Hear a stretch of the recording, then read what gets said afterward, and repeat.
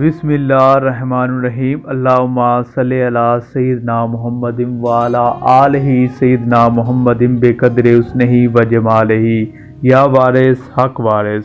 ناظرین کرام، سرکار وارث پاک رحمۃ اللہ علیہ سے محمد علی ساکن اجمیر شریف کی بیعت کا واقعہ آج کی ویڈیو پر بات کریں گے۔ کتاب حوالہ ہے مشکات الحقانیہ۔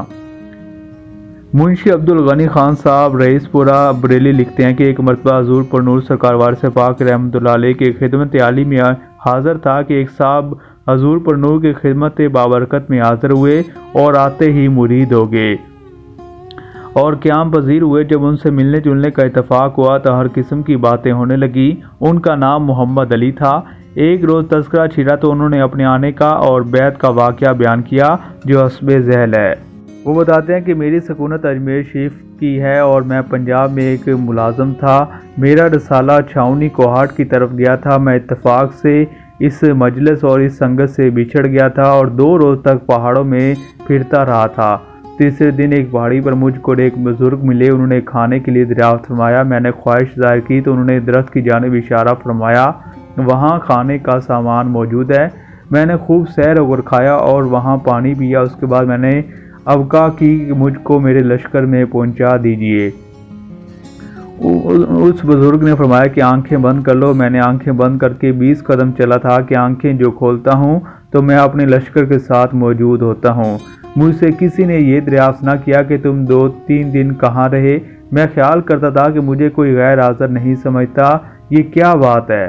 جب میں نے لوگوں سے کہا کہ 3 دن میری جگہ کون کام کرتا رہا، انہوں نے کہا یہ عجیب سوال ہے، تم کیا کہیں گئے تھے؟ روز تو ہمارے ساتھ رہے ہو۔ مجھ کو حیرت تھی کہ یہ کیا معاملہ ہے۔ یکا یک ملازمت سے دل اچاٹ ہو گیا اور میں نے استعفیٰ دے دیا۔ کوہاٹ سے رخصت ہو کر ڈیرہ غازی خان میں آیا۔ وہاں سے 30 کوس کے فاصلے پر حضرت شاہ سلمان صاحب کا مزار مبارک ہے۔ میں نے قصد کیا کہ وہاں کے صاحب سجادہ سے بیعت ہو جاؤں۔ میں شام کو پہنچا اور کھانے وغیرہ سے فارغ ہو کر سو گیا۔ اسی شب کو خواب میں دیکھا کہ مزار مبارک سے وہی بزرگ برآمد ہوئے ہیں جنہوں نے پہاڑ پر میری رہنمائی کی تھی۔ انہوں نے ارشاد فرمایا کہ تم اپنے گھر جاؤ، یہاں بیعت ہونے کی ضرورت نہیں ہے۔ میں نے صبح اٹھ کر اجمیر شریف کا قصد کیا۔ یہاں آ کر حضور خواجہ غریب نواز کے روضہ مبارک پر 3 دن مراقبے میں رہا۔ تیسرے دن بشارت ہوئی کہ عود کی طرف چلے جاؤ، تم کو وہاں پیر ملیں گے۔ مجھے اس ارشاد سے یہ پریشانی ہوئی کہ عود کی طرف جانے کا حکم ہوا ہے، یہ معلوم نہیں کہ کس شہر یا قصبے جانا ہے۔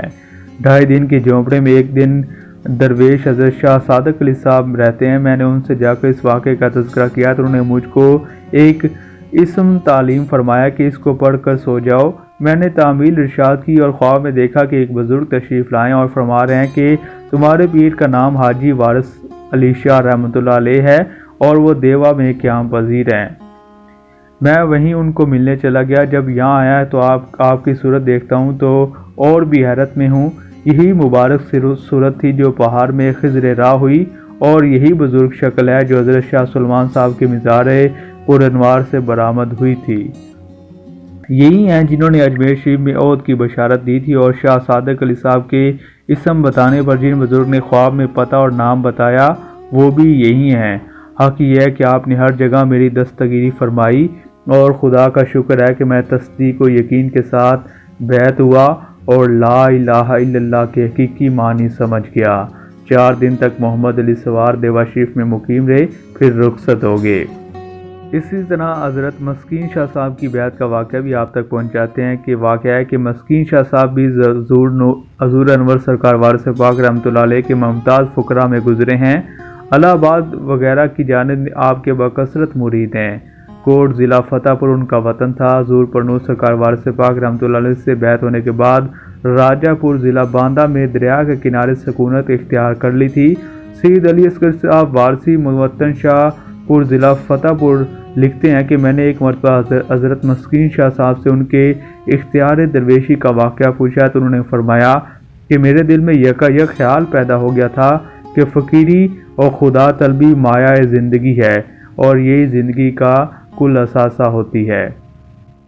چنانچہ اس خیال نے رفتہ رفتہ یہاں تک استحکام حاصل کیا کہ ایک خاص امنگ پیدا ہوگی اور میں صحراؤں میں بھٹکنے لگا اور اتفاق وقت ہے کہ ایک درکو میں مجھ کو ایک نہایت ضعیف العمر شخص اور दरवेश मिले जिनके सर पर बहुत बड़े बाल थे और एक जगह बैठे रहने के बायस उनके बालों में दीमक सी लग गई थी। मैं उनके कदमों में गिर पड़ा। पहले तो वो गैज़ो गज़ब से मुझे देखने लगे, मगर जब मैंने उनकी कुछ परवाह ना की और अर्ज़ किया कि बाप के कदमों को छोड़ कर ना जाऊँगा, तो बड़ी देर के बाद उन्होंने फरमाया कि तुम अपना हक़ हज़रत सैयदना हाजी हाफ़िज़ वारिस अली शाह रहमतुल्लाह अलैह साहब किबला के दरबार से पाओगे।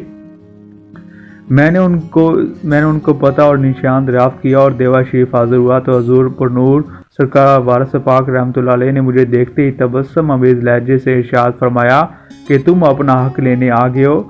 मैंने सर झुका लिया।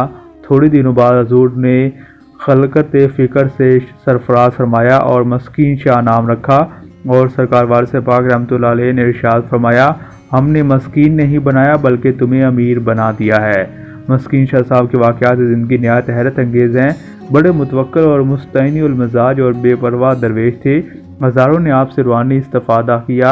ये हजूर पर नूर का बसंत नहायत धूमधाम से करते थे।